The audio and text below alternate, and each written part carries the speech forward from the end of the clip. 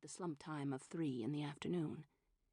She was small, and her hair was going gray, and her figure, though slim, was long past the litheness of youth. Her voice was quiet and deliberate, which in another speaker would have lulled the back rows to sleep, and the subject of her lecture was more cerebral than kept the average 20-year-old on the edge of his chair. The number of sleepers was few, however, and the percentage of spines inclined forward over the tiny writing surfaces attached to the chairs was high.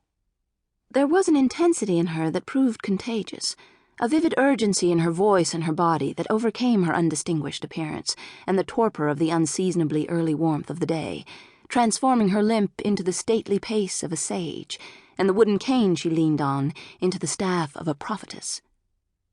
In the eyes of her undergraduates, at any rate. "What the hell is she talking about?" whispered the woman standing high up at the back of the hall, speaking to the man at her side. The two weren't undergraduates. Even if their age hadn't disqualified them, her skirt and blazer and his gray suit made them stand out in the denim-clad crowd. The man gestured for her to be quiet, but it was too late. They had been noticed. A nearby girl glanced over her shoulder at them, then openly stared, and turned to nudge the boy next to her. The woman saw the girl's mouth form the word narcs, and then she felt her temporary partner's hand on her elbow, pulling her out the door and out of the lecture hall.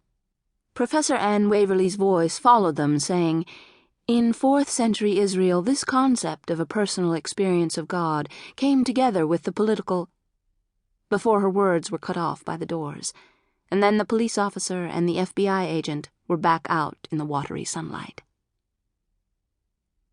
In truth, neither was a narcotics officer, although both had worked narcotics cases in the past. Glenn McCarthy made for a bench just outside the building and dropped into it. Birdsong came, and voices of students walking past.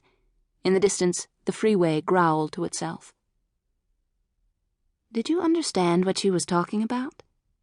Gillian Farmer asked idly, examining the bench closely before she committed the back of her skirt to it. "Merkabah mysticism as one of the bases for early Christian heresies," Glenn answered absently. She shot him a dubious glance and settled onto the edge of the bench. "And what is whatever mysticism?"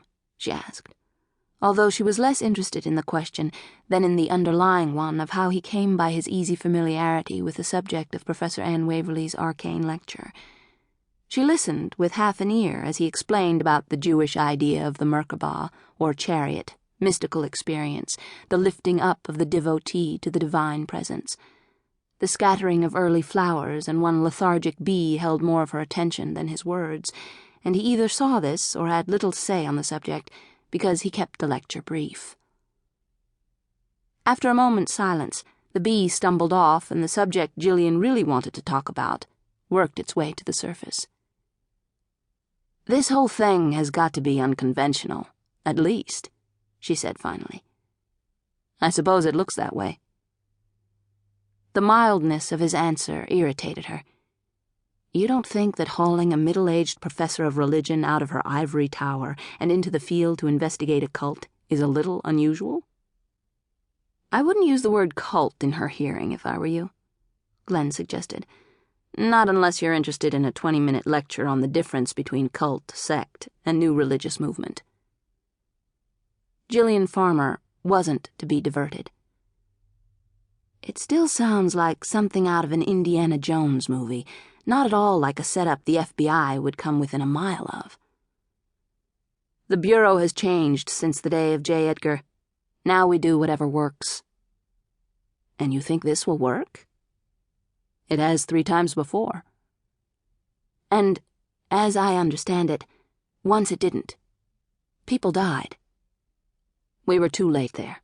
The final stages were already in motion before Anne could work her way in. I don't think even she can still feel much guilt about that one." "Why on earth does she do it?" Gillian asked after a while. "Undercover work has got to be the most nerve-wracking job in the world, and she's not even a cop." But the man from the FBI wasn't yet ready to answer that question. 7 minutes